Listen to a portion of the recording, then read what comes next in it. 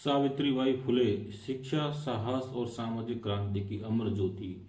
नमस्कार साथियों, आज के इस विशेष YouTube वीडियो में हम बात करेंगे उस महान महिला की जिन्होंने न केवल अपने समय की रूढ़ियों को तोड़ा बल्कि आने वाली पीढ़ियों के लिए समानता, शिक्षा और न्याय का रास्ता भी प्रशस्त किया।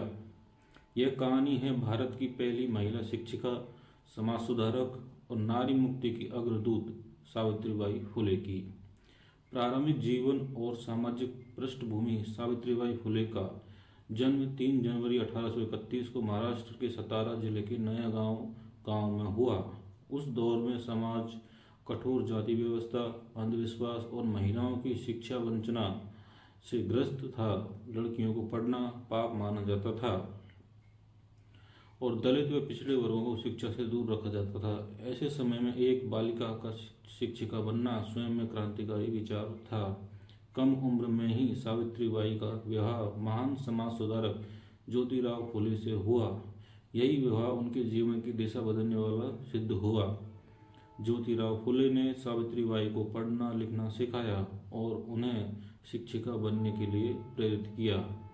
यह निर्णय उस समाज के लिए असहज था, लेकिन दोनों ने मिलकर परिवर्तन की नींव रखी। भारत की पहली महिला शिक्षिका 1848 में पुणे के भिडेवाड़ा में सावित्रीबाई फुले और ज्योतिराव फुले ने लड़कियों के लिए पहला स्कूल खोला। सावित्रीबाई वहां शिक्षिका बनी और इस तरह वे भारत की पहली प्रशिक्षित महिला शिक्षिका कहलाई। स्कूल जाते समय उन्हें अपमान, गालियां और यहाँ तक कि पत्थर और गोबर तक फेंके जाते थे, लेकिन सावित्रीबाई का साहस अडिग था। वे अतिरिक्त साड़ी साथ में रखती थी ताकि अपमान के बाद भी कक्षा में पढ़ाने जा सके। यह केवल शिक्षा नहीं बल्कि प्रतिरोध का इतिहास था। महिला शिक्षा और सामाजिक समानता का संघर्ष। सावित्रीबाई फुले ने शिक्षा को सामाजिक मुक्ति का माध्यम माना। उन्होंने बालिका शिक्षा के साथ साथ विधवाओं, दलितों और वंचित समुदायों के लिए भी विद्यालय स्थापित किए। उनका मानना था कि जब तक स्त्री शिक्षित नहीं होगी, समाज प्रगति नहीं कर सकता। उन्होंने बाल विवाह, सती प्रथा, जातिगत भेदभाव और लैंगिक असमानता के विरुद्ध आवाज उठाई। उस समय जब महिलाएं घर की चार दीवारी में कैद थी, सावित्रीबाई सार्वजनिक मंचों पर समान अधिकारों की बात कर रही थी। यह अपने आप में क्रांतिकारी था। विधवा पुनर्विवाह और मानवीय दृष्टि। सावित्रीबाई फुले का संघर्ष केवल शिक्षा तक सीमित नहीं था।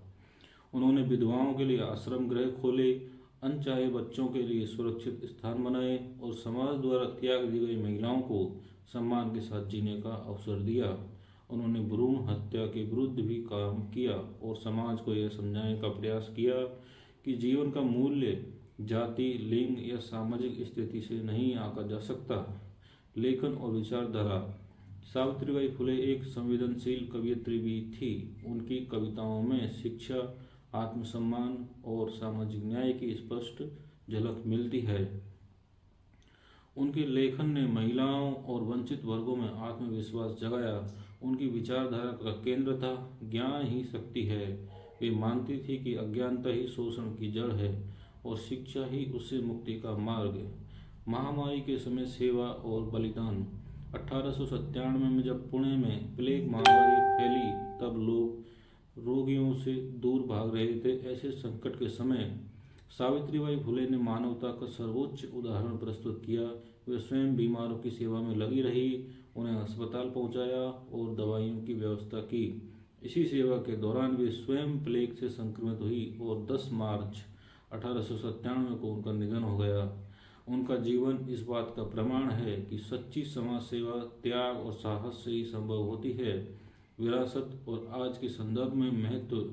आज जब हम महिला शिक्षा, समान अधिकार और सामाजिक न्याय की बात करते हैं तो सावित्रीबाई फुले का योगदान हमें दिशा देता है। वे केवल इतिहास की पात्र नहीं हैं बल्कि वर्तमान और भविष्य की प्रेरणा हैं।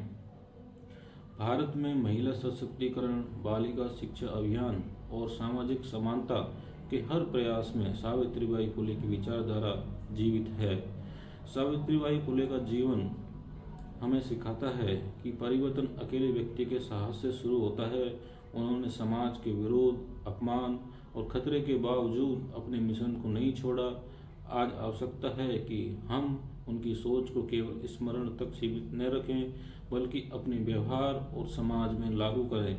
हर लड़की को शिक्षा, हर इंसान को सम्मान और हर आवाज़ को बराबरी का अधिकार दें। अगर आपको ये वीडियो प्रेरणादायक लगे तो इसे लाइक करें, शेयर करें और कमेंट में बताएं आप सावित्रीबाई फुले के किस विचार को आज के भारत के लिए सबसे जरूरी मानते हैं। धन्यवाद।